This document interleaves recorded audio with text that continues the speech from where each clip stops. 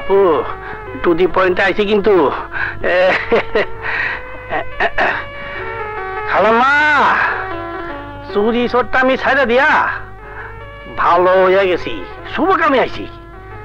আইছি কিন্তু পোলা দেখতে, সারা জীবন তো পোলা মাইয়া দেখতে চাই, এইবার মাইয়া আইছে পোলা দেখতে। খালাম্মা এই আমি ছুটি বৃষ্টি ওরা কোথাও ওগুলো একটু গে যাই। এই তুমি খালাম্মা লাগে আলাপ করো। আপনি নিশ্চয়ই সুলতানের মা? হ্যাঁ আমি সুলতানের মা। বেঁচে থাকো মা, বেঁচে থাকো। বসো। তুমি কে মা? আমি এক ঘর ছাড়া সর্বহারা মানুষ, অন্যায় করতে করতে পাপের বোঝারও করে ফেলেছি, তাই ক্ষমা চাইতে আপনার কাছে এসেছি। আপনি আমাকে ক্ষমা করুন মা। আমি তো তোমার কথা কিছুই বুঝতে পারছি না, কেন তুমি আমার কাছে ক্ষমা চাইছো? মা, আপনার ছেলের জীবনে সবচেয়ে বেশি ক্ষতি করেছি আমি, আর তা জানি শুধু আপনার ছেলে আর আমি। যে মুহূর্ত থেকে আমি আমার ভুল বুঝতে পেরেছি, আমি পাপ করেছি, সেই মুহূর্ত থেকে আমার আত্মা শুধু ক্ষমা ভিক্ষা চাইছে। আমি জানি না সুলতান আমাকে ক্ষমা করবে কিনা। আপনি আমাকে ক্ষমা করে দিন মা। আপনি ক্ষমা করলে আমি কিছুটা পাপ মুক্ত হব। আমি তো মা, আমার আঁচল তলে কেউ ক্ষমা চাইলে আমি কি তাকে ক্ষমা করব না? রোমানা নামের একটি মেয়েকে সুলতান ভালোবাসতো। কি আশ্চর্য, সেই মেয়েটি আজ অন্য একটি ছেলের সাথে ঘর করছে। রানীকে বিশ্বাস করে আমি কি ভুল করেছি? রানী রাজার দলের লোক, একজন নারী সন্ত্রাসী। আচ্ছা রানী কথা দিয়ে আসলো না কেন?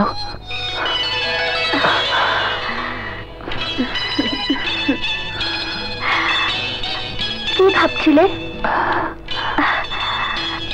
ভাববার কি শেষ আছে? কত কিছুই তো ভাবছিলাম। আমার কথা কি একটুও ভাবনি? জানি না। সুলতান, তোমার কাছে আসলে আমার বুকটা কেঁপে ওঠে। মনে হয় ভালোবেসে যদি তোমাকে হারাই। সুলতান। রানী,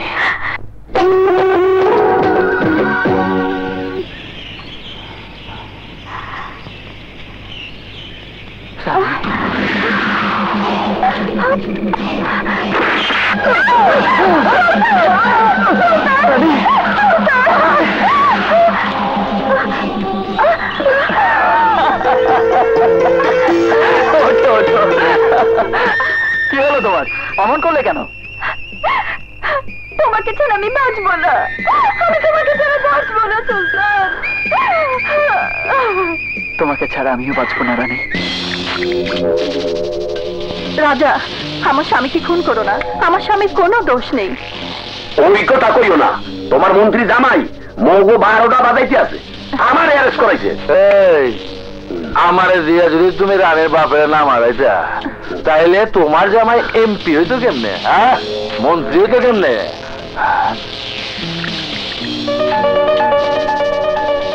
আমি অস্বীকার করছি না, তোমাকে আমি অনেক টাকা দিয়েছি, আরো দেব। Don't kill my husband. আসসালামু আলাইকুম স্যার। ওই রাইজা, তুই আইছিস কেন? স্যার, যে টাকা দিছিলেন আল্লাহর রহমতে বাড়ির কাজ কমপ্লিট করছে, খালি রঙের টাকা শর্ট পড়ছে, এর লেগে আইছি। সুয়ারের বাচ্চা, তোরে পাড়ায় মাইরা ফালামু আমি। স্যার, আমারে মাইরা আপনি ভুল করবেন স্যার, কারণ আমি হইলাম আপনার সকল আকাম কুকামের সাক্ষী। আমারে মারলে রানীমা খুশি হইব, সম্পাদকও খুশি হইব। ঠিকই কইছস দালালের বাচ্চা। সম্পাদক, আপনার এতদিন বাঁচায় রাখা আমার লস। কখনো আপনার পত্রিকায় আমার খারাপ খবর ছাপানো হয়, আর আপনি হইতাছেন ওই পত্রিকার মালিক। সাংবাদিক সুলতান রফিক যদি আমার কথা না শুনে তাহলে আমি কি করব? আরে আপনারে কিছু করতে হইব না, আপনারে কিছু করতে হইব না। খোদার কসম খায়া কইতাছি, আগামী 7 দিনের মধ্যে যদি তুই হালারা খালাস করবার না পারি, তাহলে নিজের ছুরি নিজের বুকে হান্তা মরে যাবো গা। সব হিজরা হয়ে পয়সা টাকা পারুন না। ওই কালু যা, সবগুলো বাইরে যা। তুমি কি উদ্দেশ্য নিয়ে বাড়িতে ঢুকেছো তা আমার জানা হয়ে গেছে। বলো কি উদ্দেশ্য নিয়ে আমি এসেছি? এসেছো রাজার নির্দেশে আমার স্বামীকে খুন করতে। তুমি কি করে জানলে? তোমার ধারণা ঠিক নাও হতে পারে। তুমি রাজা গুন্ডার লোক, ওরা ভাড়াতে খুনি, ওরা টাকার বিনিময়ে মানুষকে খুন করে। আমি নিশ্চয়ই টাকার জন্য কাউকে খুন করব না। রাজা টাকার বিনিময়ে খুন করে সত্যি, কিন্তু এই সমাজে কে টাকা দেয়, কারা টাকা দিয়ে খুন করায় তা আমি কি করে জানবো? তুমি অনেক কিছু জানো। রাজার আস্তানায় যখন তোমার যাওয়া আসা আছে, তখন তোমার হাজবেন্ডকে অন্তত রাজার ঠিকানাটা দিতে পারতে। কেন মিথ্যে বলছো? আমি ঠিকানা জানবো কি করে? চাচি, একদিন আগেও তোমার রাজার সাথে দেখা হয়েছিল। কত বড় মিথ্যে কথা বলছিস তুই। কি হয়েছে? ওগো, এ বাড়িতে ঢুকেছে তোমাকে খুন করার জন্য, আমার সংসার ভেঙে তছনছ করার জন্য। এ বাড়িতে থাকলে আমি এ বাড়িতে থাকবো না। থামো তুমি। ও যদি আমাকে খুন করে শান্তি পায় তাহলে আমার আফসোস নেই। তোমার না থাকতে পারে, কিন্তু আমার আছে। এতদিন পর থেকে এসে মিথ্যে নাটক করে ও এ বাড়িতে ঢুকে গেল। এখন আবল তাবল কিছু বানিয়ে বলছে, আর আমি এক মুহূর্তে এ বাড়িতে থাকবো না। শোনো, রানীর জন্য তুমি এ বাড়ি ছেড়ে চলে গেলে তোমাকে আমি আটকাবো না। ও হচ্ছে আমার মরহুম বড় ভাইয়ের একমাত্র সন্তান। ও আমারও মেয়ে। তোমার জন্য ওকে আমি দূরে ঠেলে দিতে পারবো না। আর একবার এ বাড়ি থেকে চলে গেলে কোনোদিন এ বাড়িতে ঢুকতে পারবে না। চাচা, আমি চলে যাচ্ছি। আমার জন্য তোমার সংসারে অশান্তি হোক তা আমি চাই না। তুই চলে গেলেও আমার সংসারে অতি থাকবে। স্ত্রী হচ্ছে স্বামীর ভাগ্য, আর সে ভাগ্যবান স্বামী আমি নই। বিশ্বাসও দিন দিন ভেঙে যাচ্ছে, অন্ধকার হয়ে যাচ্ছে সবকিছু। তুই যাবি না। তুই চলে গেলে আমি ওই বাড়ি ছেড়ে চলে যাবো। মারে, তুই তুই এখানেই থাকবি। আমার লোকে গাদ্দারি করে কেউ বাঁচতে পারবো না, কেউ না। কে আবার তোমার সাথে গাদ্দারি করলো? কেউ না।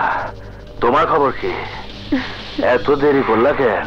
এই সমস্ত কাজে একটু সময় লাগবেই। অনেক কষ্ট করে মন্ত্রী বাড়িতে ঢুকেছি, এখন শুধু মন্ত্রীর মৃত্যুর পালা। ধন্যবাদ তোমার রানে। যা কিছু করবা তাড়াতাড়ি করবা। মন্ত্রীরে খালাস করে আমি তোমার বিয়া করব। তুমি আমার জান, পরাণ পাখি। আচ্ছা রাজা, একটা কথা বলবে? বলবো।